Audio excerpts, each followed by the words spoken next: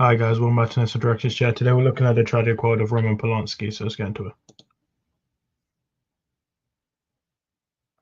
Welcome back to Nessa Director's Chat by Directors. Today we're talking about Roman Polanski.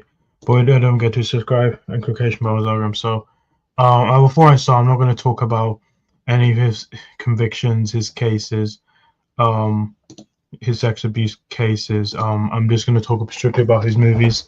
So let's get into it. I'm going to go through all of them. That's how I thought about them. Let's start. So in 1962, we had Knife in the Water, which is a 1962 Polish psychological thriller film. It was co-written and directed by Roman Polanski in his feature debut. It stars Leon Zemek, Jolanda Yumek, Zaman Malonkovich, and it was nominated for Academy Award for Best Foreign Language Film, and the Polanski's only Polish language feature to date. Knife has gotten acclaim from film critics since its release, and is one of Polanski's best reviewed works. I have not seen this movie. 1965, we had Repulsion, which is a British psychological horror thriller film based on a story. But it starred Catherine Deneuve, Ian Hendry, John Fraser, Patrick Weinmark, Yvonne Fernex, and it made 3.1 million $65,000 budget, and Repulsion received considerably critical acclaim, and currently is considered one of Polanski's greatest works. And then in 1966 we had Cul-de-sac, which is a British black comedy psychological thriller film, and it starred Donald Pleasence, Francois Dorelec, Lionel Stander, and Jack McGarren. It made 100, and so yeah. And then in 1967 we had The Fearless Vampire Killers, or Pardon Me, But Your Teeth Are in My Neck, shortened to The Fearless Vampire Killers, originally released in the United Kingdom as Dance of the Vampires. It's a comedy horror film, and it stars Jack McGavran, Roman Polanski, Sharon Tate, Alfie Bass, and Ferdy Main. And And then in 1968 we had Rosemary's Baby, which was a psychological horror film written and directed by Roman Polanski, based on Ira Levin's 1967 novel. And it starred Mia Farrow, John Cassavetes, Ruth Gordon, Sidney Blackmer, Maurice Evans, Ralph Bellamy. Made $33.4 million, $3.2 million budget. And it was a critical and box office success and received acclaim from critics. And it won Best Supporting Actress for Ruth Gordon and the Golden Globe in the same category. The movies successfully launched a titular franchise, which includes a 1976 made-for-TV sequel, a streaming exclusive prequel, Apartment 7A, and a television miniseries adaptation. I think this is generally considered his best works as Rosemary's Baby. Then 1971 we had Macbeth, also known as The Tragedy of Macbeth, or Roman Polanski's film of Macbeth. It's a historical drama film, a film adaptation of William Shakespeare's tragedy of the same name. It starred John Finch, Francis Annis, and Martin Shaw, and it made less than $1 million on a $2.4 million budget. And it was a commercial for the United States, initially controversial for its graphic violence and nudity. The film has since gone generally positive reviews. Then 1972 we had What, which is a comedy film, and it starred Sidney Rome, Marcello Mastroianni, Hugh Griffin, Romulo Valli, Roman Polanski. Then 1974 we had Chinatown, which is a neo-noir mystery film, and it stars Jack Nicholson, Faye Dunaway, John Hillerman, Perry Lopez, Burt Young, and John Huston.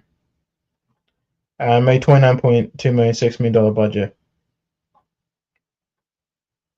Polanski was Chinatown was Polanski's final film made in the United States, and is considered a landmark of the film noir genre, bleeding mystery and psychological drama. It received critical acclaim for its direction, screenplay, cinematography, and performances, particularly those of Nicholson and Dunaway. In 1976, we had The Tenant, which is a psychological horror thriller film based on the 1967 novel cinema by Roland Topol, and it stars Ron Polanski, Isabella Adjana, Melvyn Douglas, John Van Fleet, Bernard Fresen, Lila Kedrova, Claude Dolphin, Shelley Winters. It made $5.1 million. It was Polanski's last film before being accused of sexual assault in 1977 and leaving the United States. In 1979, we had Tess, which is an epic romantic drama film adapted from Thomas Hardy's 1891 novel Tess of the D'Urvilles. It stars Natasha Kinski, Peter Firth, and Leigh Lawson. It made $20.1 million, $12 million budget. It received positive critical reviews upon release. Then in 1986, we had Pirates, which is an adventure comedy film. It was inspired by Polanski's love of classic pirate films, as well as Disneyland's Pirates of the Caribbean attraction. And it starred Walter Matthau, Chris Campion, and Damien Thomas. It made $1 million on a $40 million budget. It was a box office bomb, although the costumes was nominated for an Academy Award. Then in 1988, we had Frantic, which is a neo-noir mystery thriller film starring Harrison Ford, Betty Buckley, John Mahoney, and Emmanuel Signer. Made $17.6 million on a $20 million budget. Although commercial failure, the film was a commercial success, and has since gone on to become something of a cult classic, with Morricone School being hailed as one of the best. Then in 1992, we had Bitter Moon, which is an erotic romantic thriller film. Starred Peter Coyle, Emmanuel Signer, Hugh Grant, Christian Scott Thomas, Victor Banerjee, and it made $1.9 million. It's based on Lunsdale by Pascal Bruckner. Then in 1994, we had Death and the Maiden, which is a mystery drama film.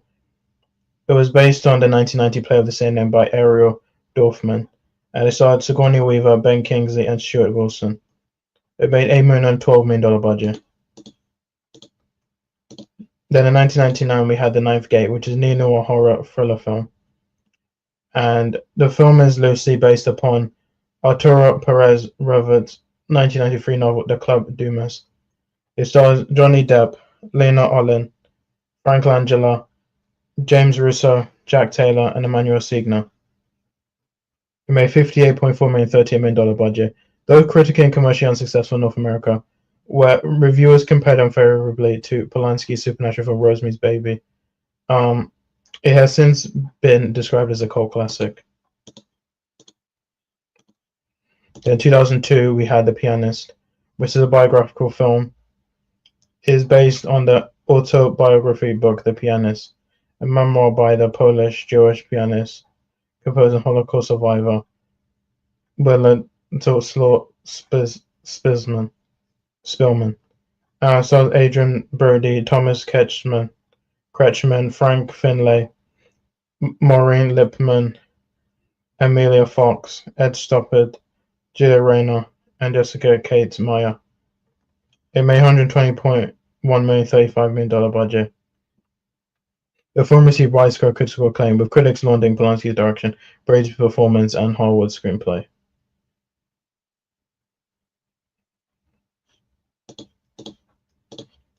In 2005, we had Oliver Twist, which was a drama film. It adapts Charles Dickens' 1838 novel of the same name, and it starred Barney Clark, Ben Kingsley, Jamie Foreman, Leanne Rowe, Edward Hardwick, and Mark Strong. It made $42.6 million, $60 million budget. It received generally positive reviews from critics, but was a commercial failure. In 2010, we had The Ghostwriter, and well, it was released as The Ghost, released in US as The Ghostwriter. Is a neo-noir. Is a film of clef neo-noir political thriller.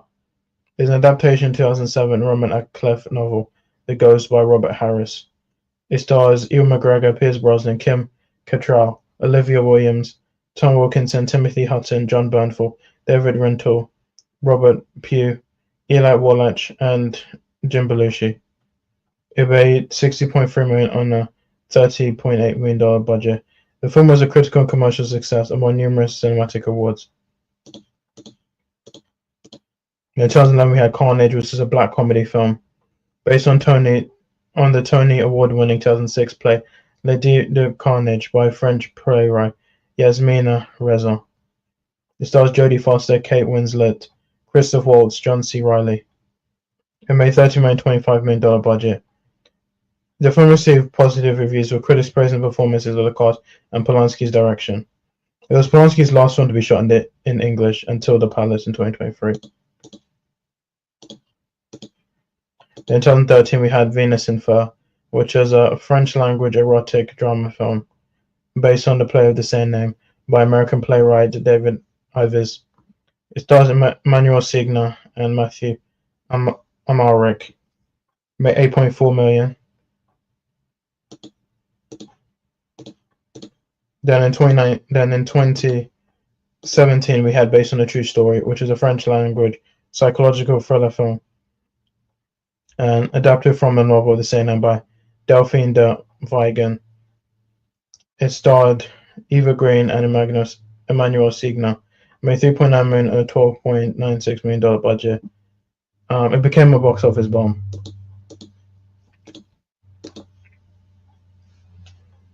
Then in 2019, we had An Officer and a Spy, which is a historical drama film based on Robert Harris's 2013 novel of the same name. It stars Jean Dujardin, Louis Garrel, Manuel Signa, and Gregory Gayboys.